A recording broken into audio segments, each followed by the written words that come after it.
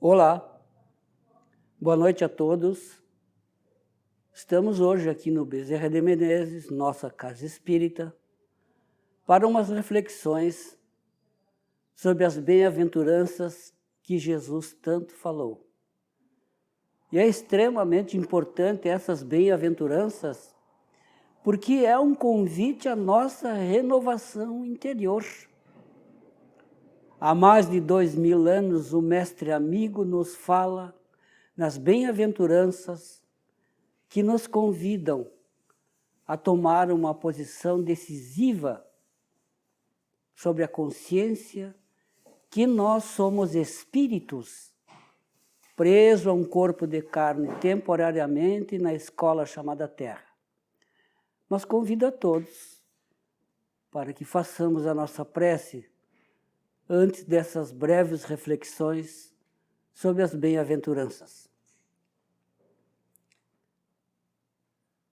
Amigo Jesus, nós estamos suplicando a Tua misericórdia infinita, o Teu amparo, pedindo a Deus, nosso Pai, que permita os benfeitores amigos ampararem a todos nós, encarnados e desencarnados, suplicando o amparo, a luz, o pão espiritual.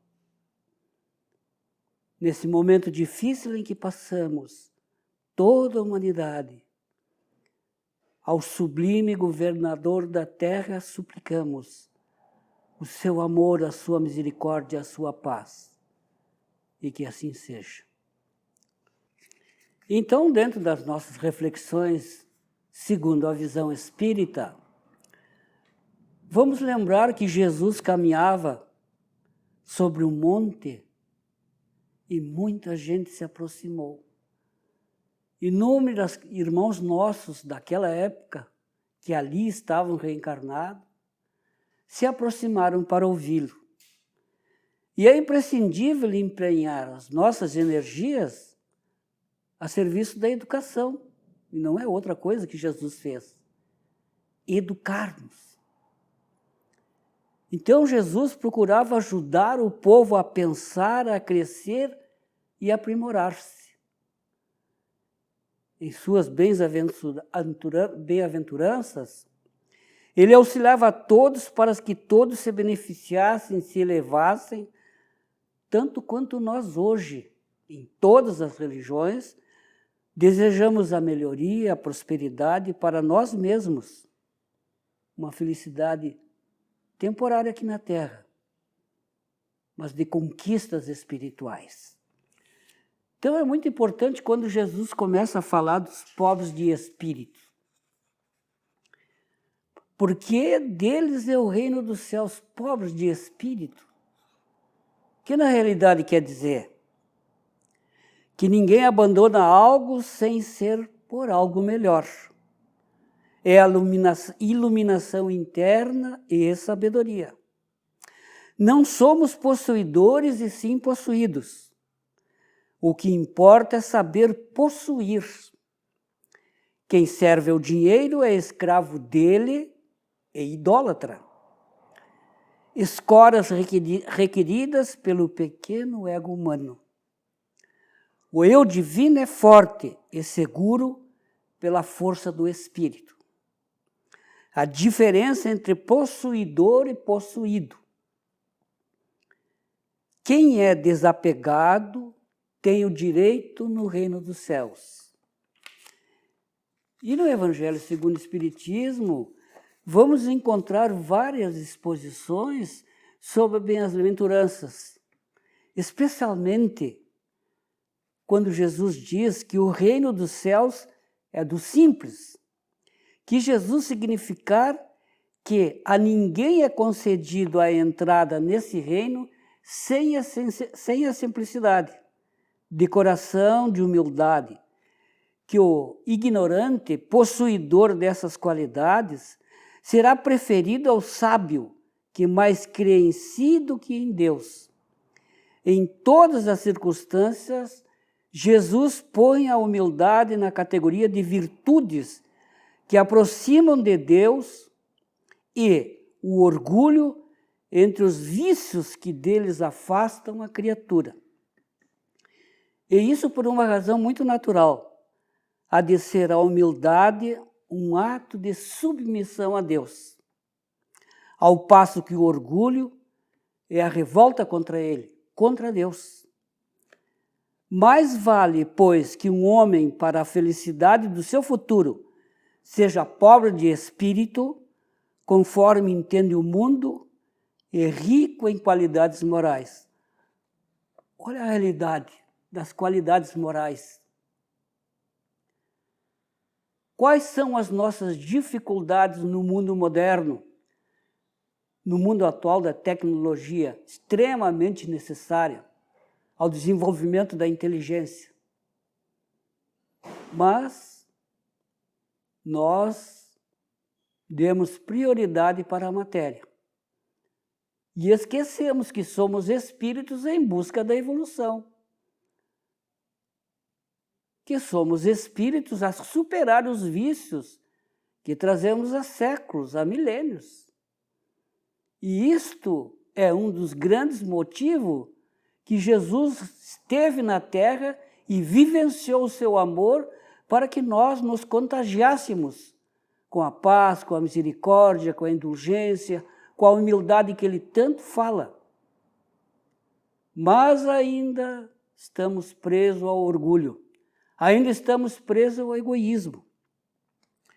A expressão reino dos céus que Jesus tanto fala merece maiores esclarecimentos. Durante muito tempo. O vocábulo céu foi entendido como um lugar circunscrito. E não é assim. Essa concepção é ainda alimentada por muitos que costumam limitá-lo às regiões dos planos espirituais. E não é assim. Jesus disse: na casa do meu Pai há muitas moradas. E iremos habitar essas moradas de acordo com as nossas condições morais. Especialmente nessa parábola de Jesus, a humildade é fundamental. O indivíduo demonstrar o seu Deus interno que Jesus tanto falou. A afirmação foi dele, não nossa.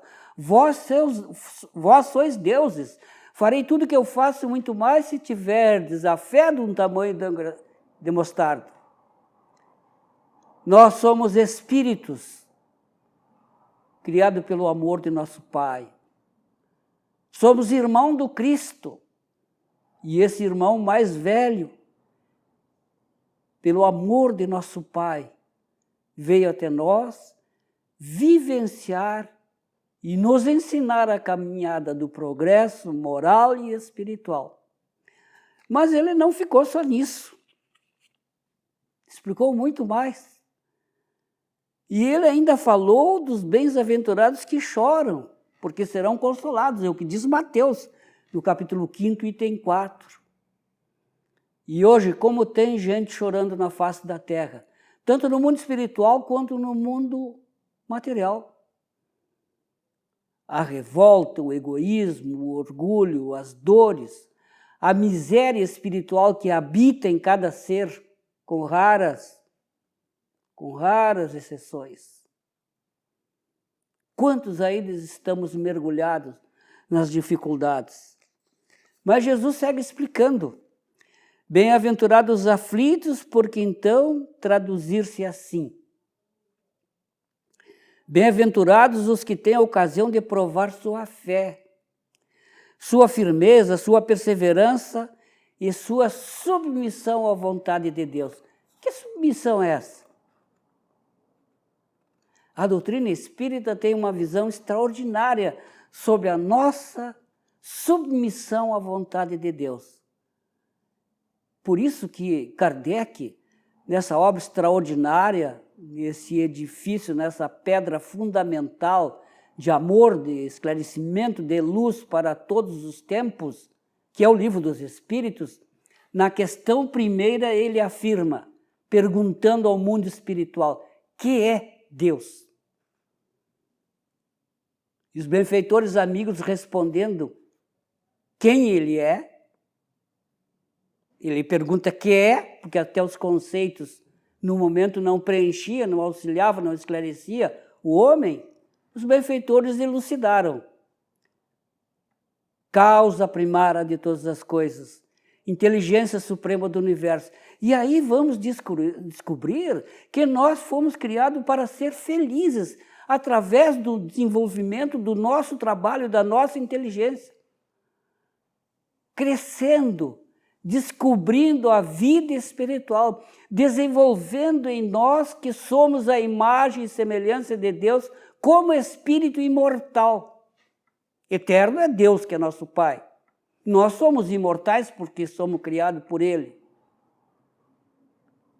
Então é um trabalho nosso, e é aí que nos educando espiritualmente, desenvolvendo o potencial, vamos atingir, vamos saber por quê, como assumir a submissão da vontade de Deus.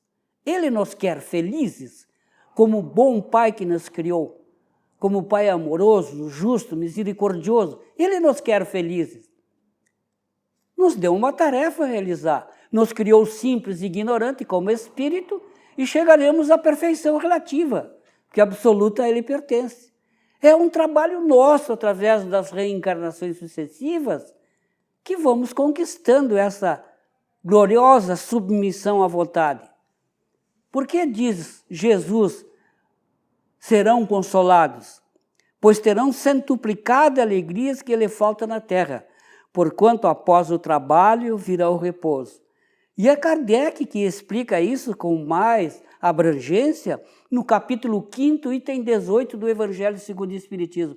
É uma mensagem extraordinária que nos elucida, nos esclarece, nos orienta, de acordo com a lei da reencarnação, nos dá uma estrutura fantástica, falando de Deus nosso Pai, do amor, da misericórdia e da luz. Mas Jesus continuou na sua caminhada, explicando sobre os que choram, e nós vamos encontrar no livro Desperte e Seja Feliz, da Joana de Ângeles, algo extraordinário. Quando nesse capítulo das bem-aventuranças, os que choram serão consolados, diz Joana de Ângeles, existe a dor elevação, a dor conquista, a dor resgate. A dor que teu amor não soube superar, que o teu amor não conseguiu evitar. No livro Desperte, Seja Feliz, é espetacular ela afirmando sobre os que choram. Por que choram? Então ela esclarece, existe a dor elevação, a dor conquista, a dor resgate. A tua dor é resgate, sim, que o teu amor não conseguiu evitar. Porque nós estamos na Terra para amar.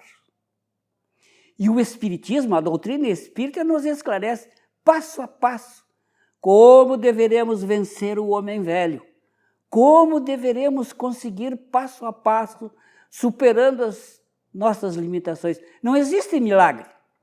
Existem leis do universo que não conhecemos, que não sabemos e que estamos aprendendo. E ainda vamos encontrar sobre as bem-aventuranças, quando Mateus, no capítulo 5º, item 4, diz: a marginalização era, à época de Jesus, uma vala comum na comunidade dos pobres e dos desvalidos. Na época de Jesus eram jogados quase que no lixo. Talvez hoje isso não aconteça. Perguntemo-nos se muitas vezes não vemos os nossos irmãos mal e não enxergamos. A austeridade da lei mosaica ceder lugar à misericórdia, sufocada pela intolerância político-religiosa.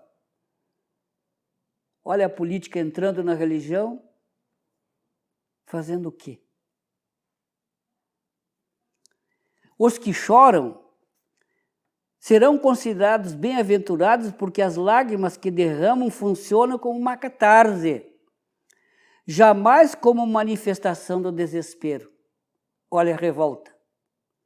Nesse sentido, esclarece Emmanuel, podemos classificar o sofrimento do espírito como a dor realidade e o tormento físico, de qualquer natureza, como a dor ilusão.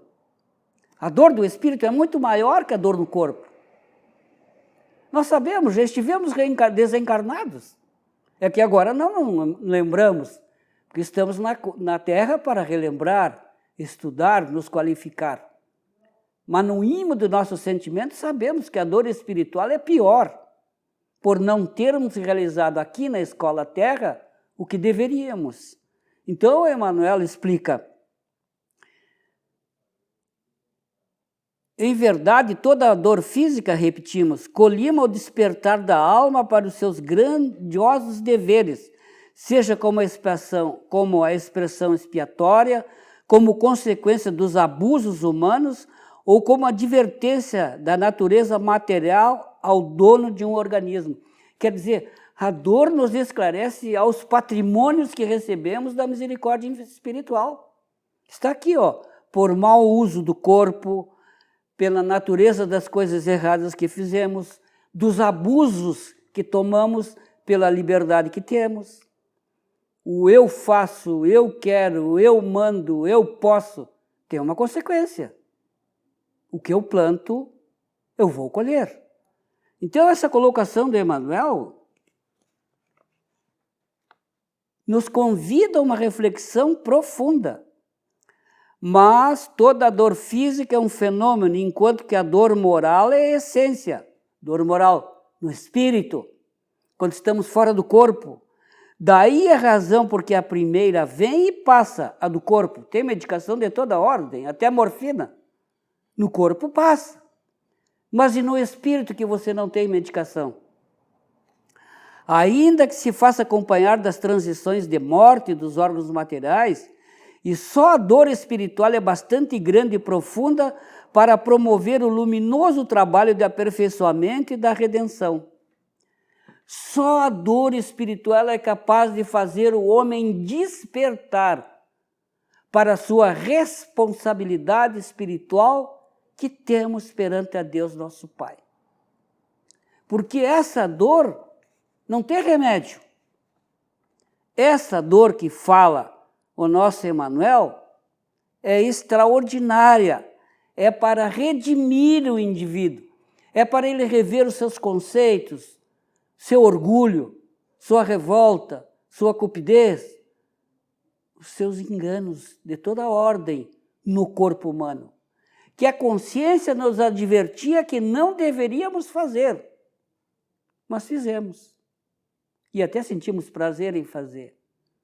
Então hoje a lei não nos castiga, ela nos cobra que nós fomos criados para ser felizes pelo nosso trabalho. E no momento erramos, mas como Deus é misericordioso, é amor, sempre nos dá uma outra oportunidade. Continua Emmanuel. A consolação referida pelo texto evangélico é mais do que uma palavra, é atitude de reconforto ou simples balsamização. Representa uma oportunidade de trabalho em benefício dos que sofrem, por promover a vivência da caridade. Quer dizer, quando através da dor descobrimos que a caridade é fundamental, que eu só serei feliz quando fizer o outro feliz, eu retorno ao caminho de Jesus. Nós retornamos ao caminho do Pai. Repetimos o que ele diz. A consolação que Jesus promete, referida pelo texto evangélico, serão consolados, é mais do que uma palavra, atitude de reconforto ou simples balsamização.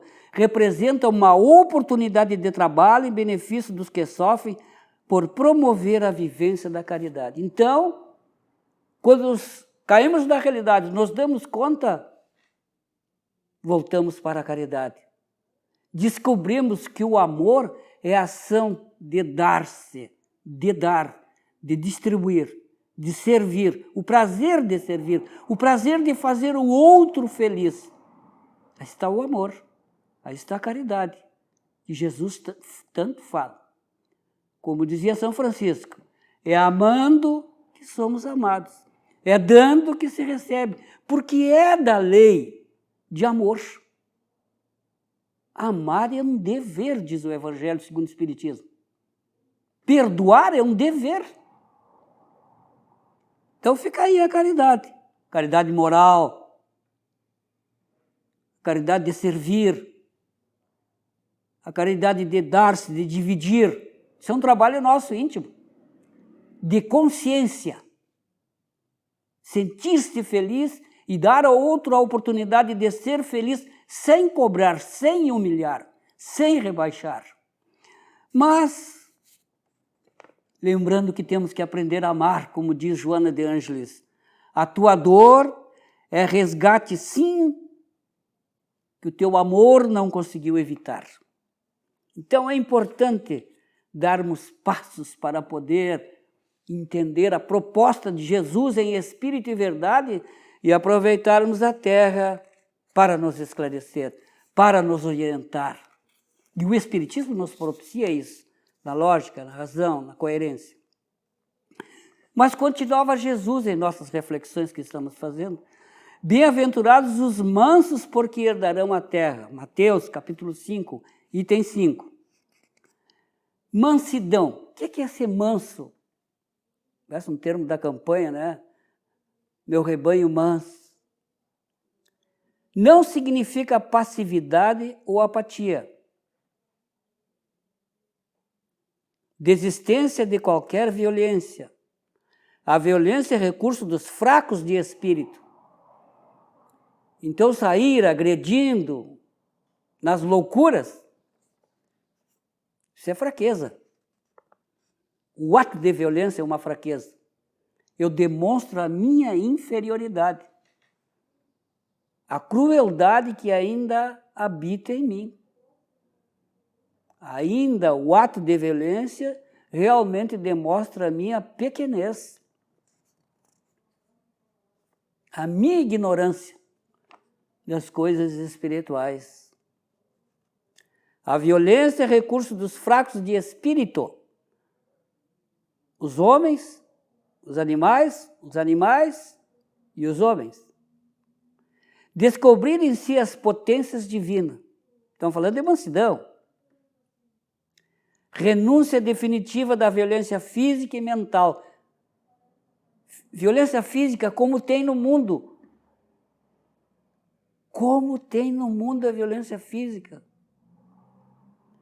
Neio Lúcio, no livro Jesus no Lar, comenta que a violência muitas vezes começa dentro do lar, escola primeira da vida, aonde muitas vezes pensamos que ele é um inferno, só que entendemos mal, é a escola purificadora. É um inferno porque nós entendemos ali que ali tem a discórdia, tem as brigas mentais, tem as nossas ignorâncias, tem as nossas más atitudes. Revelamos no lar quem realmente nós somos. É importante conhecermos esse livro, Jesus no Lar, do Espírito Neio Lúcio, através da psicografia de Chico Xavier. Então é muito importante. Renúncia definitiva da violência física e mental. Hoje não tem mais o duelo de armas, mas e a mental? Da arrogância, do ódio, da prepotência, da obsessão entre encarnado e desencarnado, da imposição de ideias.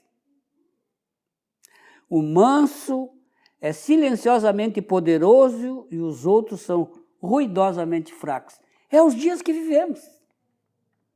É os dias que vivemos. O manso é silenciosamente poderoso, porque crê, tem estrutura, sua casa está na rocha, não está na areia. Ele deseja vitórias espirituais, não para si, mas para todos. Os outros são ruidosamente fracos. Mas vamos encontrar nessa afirmação de Jesus, bem-aventurados os mansos, porque herdarão a terra, a seguinte afirmação: de acordo com a doutrina espírita. A inteligência e a lucidez da mensagem do Evangelho não pretende apontar os mansos como passivos ou apáticos. Ninguém é apagado. Não somos apáticos. Nós trabalhamos em prol do bem. Em todas as religiões, trabalhamos em prol do amor. Mas com fé, com dignidade, com a esperança, com a caridade, sem violentar a ninguém. Os mansos são aqueles que têm aberto o coração às claridades espirituais. São as que atendem ao chamamento da mansuetude no trabalho incessante do bem. São pessoas que abrem mão de padrões personalísticos em favor da doação de valores, que, por certo, agasalham os filhos do Calvário, ao influxo da verdadeira solidariedade. Jesus faz da brandura, da moderação, da mansuetude, da afabilidade e da paciência uma lei. Da paciência. Quem de nós tem paciência? Mansuetude. Ouvir, saber ouvir, discernir e, se possível, auxiliar. Saber ouvir. Mansos. Calmos. Paciência. Lembra aqui do Evangelho segundo o Espiritismo, que esclarece sobre a paciência. É uma mensagem extraordinária, que nos diz a causa da dor e como devemos para superar essa fase difícil de aprendermos a ter paciência, maturidade espiritual. É muito importante. Jesus condena, por conseguinte, a violência, a cólera e até toda expressão descortês de que alguém possa usar para com seu semelhante. Quantas vezes ironizamos, nem falamos, mas o olhar é de deboche, de ironia, de menosprezo. Isso é fluido que se transmite ao outro. E se o outro está sintonizado, até pode receber. Mas se ele não está num padrão melhor, nós aqui nos atingimos com essa carga negativa primeiro. Esse fluido energético de má qualidade gerado pelos nossos maus pensamentos, revelando o nosso mundo íntimo. A promessa que os mansos herdarão a terra tem expressivas conexões, já que a herança é receber algo por sucessão. Jesus. A humildade da terra recebe como legado da bondade superior a vivência no orbe para desfrutar dos seus benefícios materiais e espirituais. A marcha evolutiva revela que, por força do aprendizado espiritual, quanto mais a pessoa compreende, menos quer, menos possui, mais desfruta da vida. Quanto mais nós nos espiritualizamos, menos queremos as coisas da terra. Nós usamos as coisas da terra como uma alavanca do nosso progresso espiritual. Nós orientamos, nós dividimos, nós vamos levar ao encontro daquele que não tem, que necessita, que não tem o mínimo que para nós é supérfluo. Essa afirmação de Jesus é extraordinária, vamos encontrar no Evangelho segundo o Espiritismo. O legado do Cristo é a mensagem do amor. E o amor é a caridade em ação. O maior exemplo de Jesus. Viveu o seu amor mostrando, curando, auxiliando, educando, servindo. Então, o legado do Cristo é a mensagem do amor, consubstanciado no seu Evangelho. Dessa forma, torna-se necessário para sermos felizes, seguir as suas orientações como um roteiro de vida. A mensagem do Cristo é um roteiro de amor, de luz, de esclarecimento, mas para aquele que despertou, que ele é um espírito eterno que está num corpo temporariamente e que daqui a pouco vai deixar esse veículo e voltar para o mundo espiritual. Descobrir que o corpo, quem nos forneceu, pelo amor foram os nossos pais que são médios da vida, como explica Joana de Ângeles no livro Lampadário Espírita.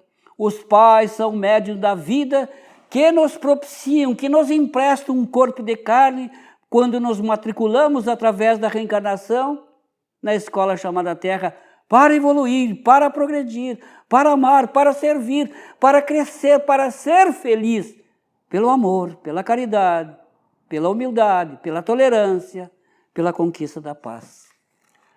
Mas Jesus não ficou só nisso. Ele continuou na sua caminhada no monte a conversar com aquela multidão que se aproximava. E ele aí vai falar sobre bem-aventurados os que sofrem perseguição por causa da justiça, porque deles é o reino dos céus. Isso está em Mateus, no capítulo 10, no capítulo 5, item 10. Mas o que é a justiça? O que é a justiça? É a nossa justiça de hoje? Perguntemos-nos, sem menosprezo. O que é a justiça? A justiça que procuramos é a justiça que Jesus propõe, que será a justiça do terceiro milênio, do homem evoluído, do homem que detém dentro de si a bondade, a ternura, a tolerância, o carinho, o amor. Essa é a justiça que Jesus propõe. E nós, por ainda estarmos num estágio evolutivo atrasado, é que sofremos as pandemias. Porque a dor é instrumento divino, a gente não quer, mas a dor é instrumento divino. É para o aluno atrasado na escola que tem a reprovação, que tem as notas baixas. É o nosso caso. Está aí a pandemia, por quê? Porque somos atrasados. E a dor é instrumento divino. Nos diz Leon Denis, no livro O Problema do Ser, do Destino e da Dor. A dor é uma técnica que os espíritos usam para reeducar. É uma técnica educativa para o espírito calceta, orgulhoso, egoísta, endividado com a lei chamada 10 Mandamentos, que não sai de moda. Eu lembro agora de um trabalhador da nossa casa, hoje vivendo no mundo espiritual, seu Militino. Ele dizia, a dor é instrumento divino e os 10 mandamentos não saiu de moda, está em vigor, pessoal. Quer dizer, é para nós. Então, a justiça que fala Jesus, a atitude justa e reta do homem para com Deus. O que eu fiz para ele? Tem 3 dedos para cá. É a lei. Porque o justo sofre perseguição. A perseguição nem sempre decorre dos maus. Vós devíeis ser como eu, mas não sois, e isto é a vossa culpa. Vamos repetir? Vós devíeis ser como eu, mas não sois, e isso é culpa vossa. O homem pouco espiritualizado compara a sua espiritualidade à dos outros. O homem pouco espiritualizado compara a sua espiritualidade à dos outros. O pigmeu e o gigante, o impuro e o puro. E aí, nesse livro espetacular chamado Paulo e Estevão, nos mostra essa caminhada extraordinária do pigmeu e do gigante. Como há 2000 anos, 50 anos depois, de Cristo. Mas ainda encontraremos na mensagem de Jesus a afirmação: bem-aventurados que têm sede de justiça, porque serão fartos. A lei de causa e efeito concede aos que não conseguem ajustar-se ao bem angústias, dores e frustrações. Isso é muito importante. Por que eu sofro? Qual é a causa? E essa frase, ela nos esclarece, nos convida à reflexão.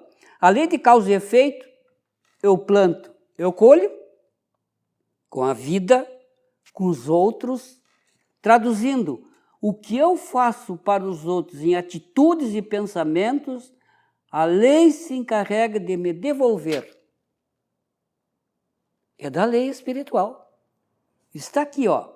A lei de causa e efeito concede aos que não conseguem ajustar-se ao bem angústias, dores, frustrações. Nesse sentido, os que têm fome e sede de justiça surgem no cenário reencarnatório como os antigos infratores da lei de Deus. Eu agredi a lei ao ferir o meu irmão. A humanidade é uma só, encarnado e desencarnado. Quando eu agrido a lei, eu estou agredindo a mim mesmo. Estou escrevendo em mim a lei do retorno. Vamos lembrar aqui rapidamente, para termos uma ideia da gravidade da lei do retorno. Contou o Chico Xavier que uma mãe tinha um filho, sem braços e sem pernas. E ela, desesperada, cuidava dele, foi conversar com o Chico. Estou contando isso sobre o sabor das minhas emoções. A história é bem grande, mas estou limitando ela. E a mãe foi saber por quê. E Emmanuel explicou para o Chico. Ele está resgatando. A misericórdia está oportunizando ele estar na Terra, porque em outras vidas ele já cometeu 10 suicídios.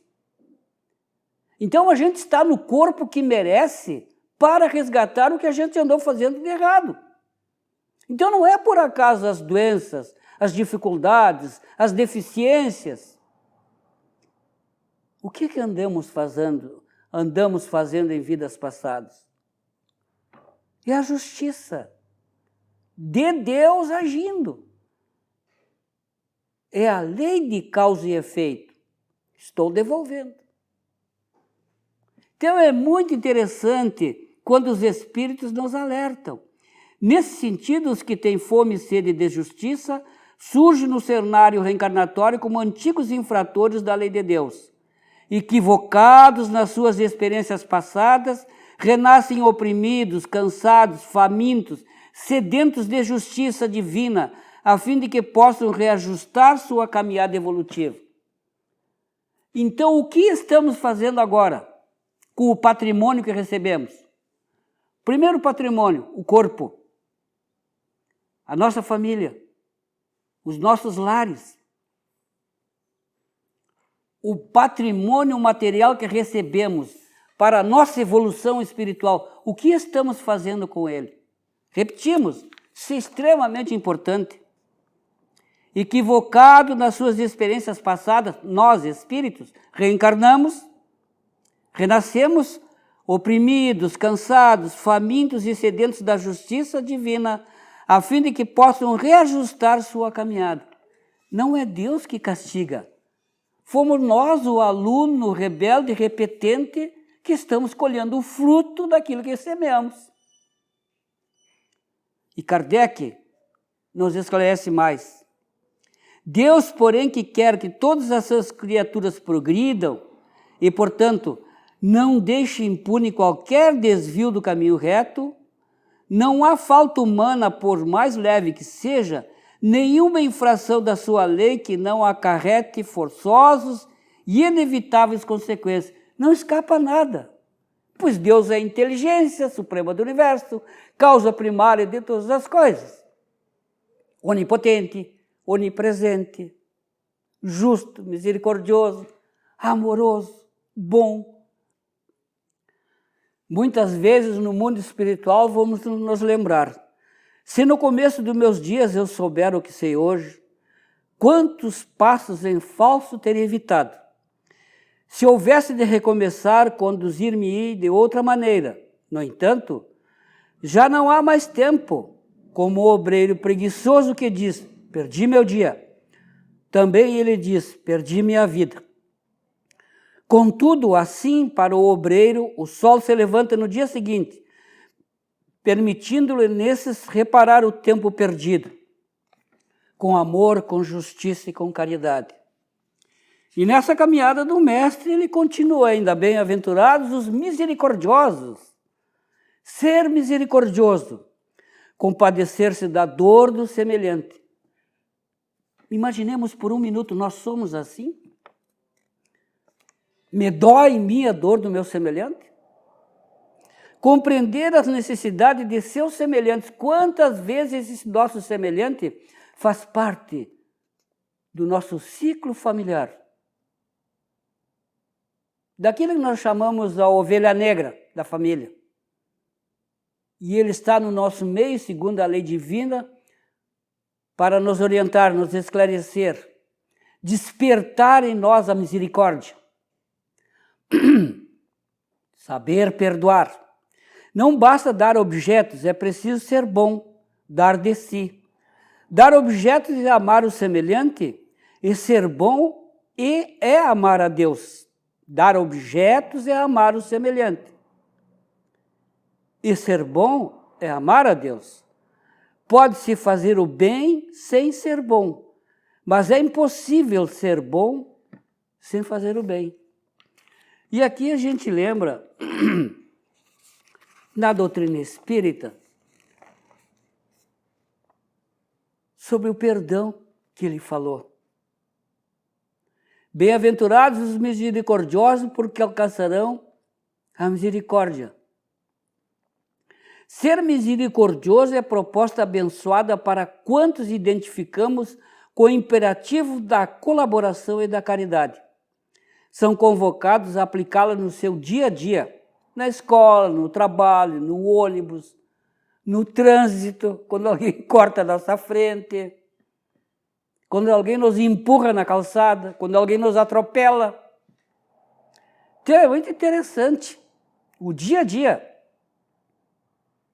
Como é que eu sou no dia a dia, quando eu não tenho tempo? Os espíritos superiores nos esclarecem. A misericórdia é o complemento da brandura, porquanto aquele que não for misericordioso não poderá ser brando e pacífico. Uma coisa está ligada na outra. Ela consiste no esquecimento e no perdão das ofensas. Será que eu perdoo? No Evangelho, no capítulo 10º, item 15. Perdoar os inimigos é pedir perdão para si próprio, no Evangelho. Eu perdoo, mas não cruzo no meu caminho. Eu perdoo, mas eu troco de calçado. Que perdão é esse? Queremos submeter Deus à nossa vontade, fazer a lei de acordo com como eu acho. Não, a lei é uma só, a de Jesus. Perdoar os inimigos é pedir perdão para si próprio. Perdoar os amigos é dar uma prova de amizade. Isso entre nós tem que ficar bem claro no ser humano. Perdoar os inimigos é pedir perdão para si próprio, porque eu também devo para a lei. Quem disse que eu sou bonzinho? Que eu sou melhor que ele? Quem disse?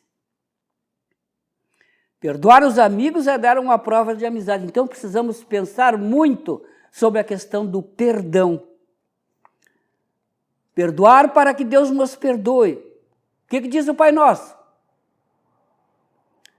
Reconciliação com os adversários. Está nesse capítulo. O sacrifício mais agradável a Deus. O argueiro e a trave no olho. Quer dizer, eu tenho um poste na minha visão e tenho um fiapo na visão do meu irmão e eu condeno ele sempre. Mas e o meu problema? Não julgueis para não ser julgados. Sempre lembrando de André Luiz. Você aponta um dedo para lá e tem 3 para cá. André Luiz é que fala isso. Como nós espíritas precisamos conhecer as obras de André Luiz para despertar a nossa responsabilidade no dia a dia. Atira a primeira pedra quem estiver sem pecado. Quantos de nós acusamos? No livro Trigo de Deus, tem uma mensagem extraordinária. Quando todo mundo quer apedrejar a mulher adúltera, Jesus não a condena. E pergunta: quem estiver sem pecado, que atire a primeira pedra. Eu não fiz isso hoje. A vida é uma só. Em quantas reencarnações você vem errando, acusando, cometendo adultério de todo tipo, na alimentação, nos códigos, na instrução. Quantos de nós somos corruptos em todas as áreas? Somos ladrões das emoções, dos sentimentos. Esse capítulo é espetacular. Bem-aventurados os misericordiosos, porque alcançarão a misericórdia. É muito fácil acusar. É muito fácil dizer eu não perdoo. Mas quem assim age está colocando uma carga enorme para si próprio. E o Evangelho segundo o Espiritismo é um convite ao amor. Quem sabe a gente diariamente descobre esse valor, essa necessidade, esse calor espiritual de ler em nossos lares uma mensagem do Evangelho, das bem-aventuranças. Mas ele não ficou só aí, para não nos alongar. Bem-aventurados os pacificadores, porque serão chamados filhos de Deus. Pacificar, mais do que restabelecer a paz alheia, estar em paz consigo mesmo.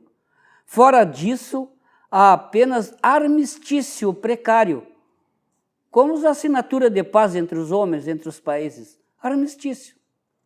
A verdadeira paz, dou-vos a minha paz. O Cristo. Vivenciar a paz. O homem desabrido e intolerante não tolera a si mesmo. Eu sou agressivo porque com os outros, porque eu sou cruel. Eu sou ignorante. Eu sou espírito primitivo, desequilibrado. Então é muito importante essa afirmação. O homem desabrido e intolerante não tolera a si mesmo. Ele condena nos outros aquilo que ele é. Eu critico em você aquilo que eu sou. Espírito primitivo, intolerante, desequilibrado, raivoso, rancoroso. Então a doutrina nos orienta. Há uma diferença fundamental, pacífico e pacificador. Pacífico é um amigo da paz. Pacificador é aquele que, além de pacífico, trabalha, age em favor da paz. O pacífico, às vezes, pode ser passivo. O pacificador necessariamente tem que ser ativo, atuante. Jesus, aceitando por amor a cruz do Calvário, revelou-se pacífico. Aí que está a paz. Superar todas as provações. Jesus, muita gente pensa que ele foi apático. Não, ele cumpriu aquilo que ele prometeu ao Pai. E ele não devia nada para ninguém, ele é o governador da terra. Ele vivenciou e superou as dores para nós aprendermos este caminho espiritual. Então é importante nós termos essa consciência. E esse capítulo, no Evangelho segundo o Espiritismo, nos explica pacificamente o que é a cólera. E diz claramente, o problema não é do corpo. Não, ele é assim porque ele é doente do fígado. Isso é bobagem. É ele que é desequilibrado espiritualmente. É o espírito que é raivoso, orgulhoso. É o espírito. A paciência, quando no Evangelho diz, a dor é uma bênção que Deus envia a seus eleitos, regozijai-vos. Está pedindo paciência para superar as dores e inspirar-se em Jesus. Está lá, no capítulo 9, item 7, a paciência. Nesse capítulo do Evangelho, que fala sobre os pacificadores, vai nos falar da obediência e a resignação, da afabilidade e doçura. Repetimos, é um convite diário nesses dias difíceis de pandemia para lermos o Evangelho e sentirmos o calor espiritual dos benfeitores amigos, estudando as bem-aventuranças do Cristo. Bem-aventurados os puros de coração, porque verão a Deus. Impureza. O que é impureza? A dona de casa pega uma casa e limpa, como diz o gaúcho, de fio a pavio. Mas a impureza que Jesus fala é o egoísmo. Demônios do Evangelho, espíritos impuros, teologia cristã, abusos sexuais. Teologia cristã, abusos sexuais. Egoísmo é a origem de todos os males. Deus é o amor puríssimo. E a egolatria é a cegueira mental.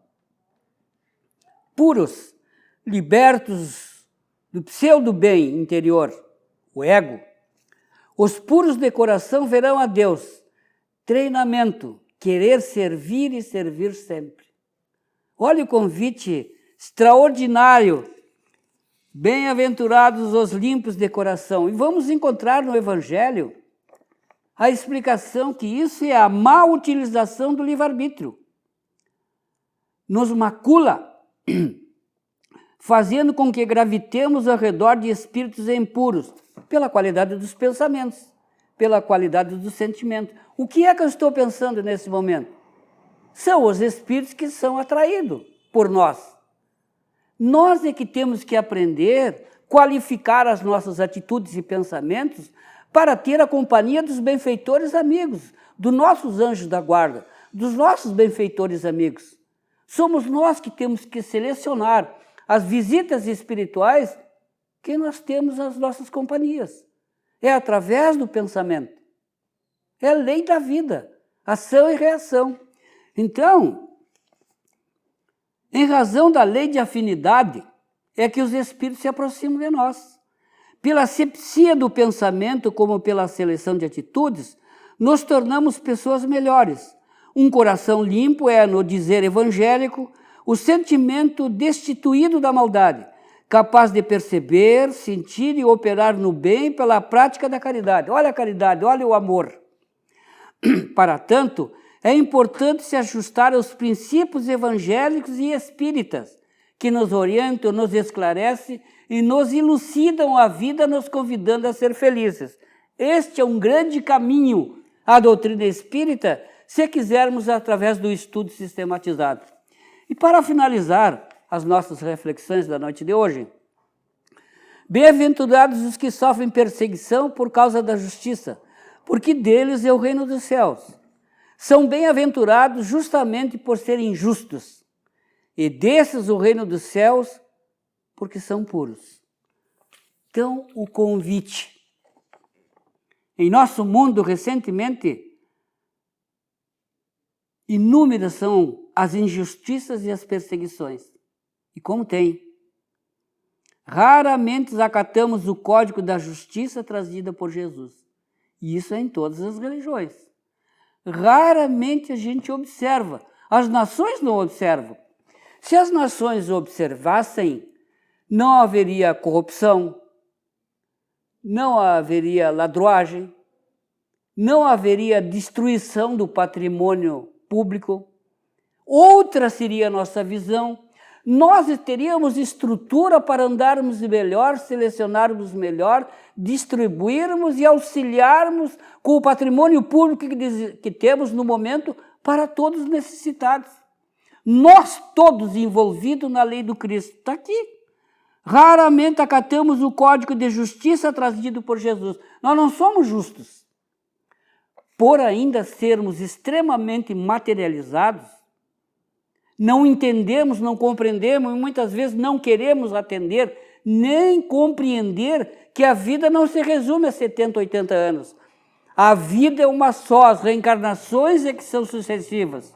E umas estão relacionadas com as outras. E o que a gente planta, a misericórdia infinita se encarrega de nos retribuir, exatamente como semeamos. E Jesus diz,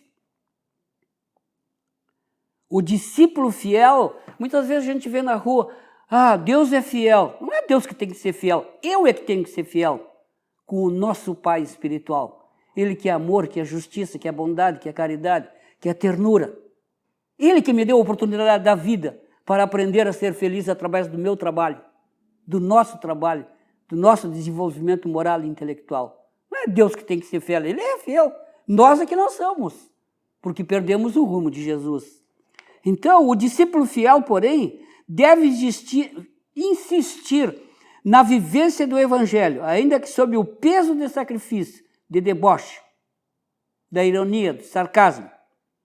Bem-aventurados os que sofrem perseguição ou incompreensão, por amor à solidariedade, à ordem, ao progresso e à paz, reconhecendo acima da epiderme sensível os sagrados interesses da humanidade, servindo sem cessar ao engrandecimento do espírito comum, porque, assim, se habilitam a transferência justa para a atividade superior.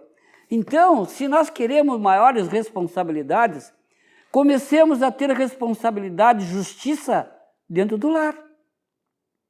Porque se lá fora tem pessoas injustas que comandam a cidade, o estado e o país, eles tiveram um lar. E muitas vezes esse lar não deu as estruturas que Jesus disse nas bem-aventuranças. Quantos de nós não temos essa estrutura? Está no momento de despertar. Está no momento de ser justo. Está no momento do homem acordar. Somos espíritos a caminho da evolução. A vida é uma só. O retorno à carne é sempre contínuo, até chegarmos à perfeição relativa que absoluta a Deus pertence. Que Jesus nos ilumine, que os benfeitores amigos iluminem os nossos lares, as criaturas que sofrem as pandemias, que ninguém está livre, mas que a paz permaneça no coração do homem, para que ele possa gerar o amor, a caridade e a luz, em nome de Jesus, e que se assim seja. Paz, muita paz.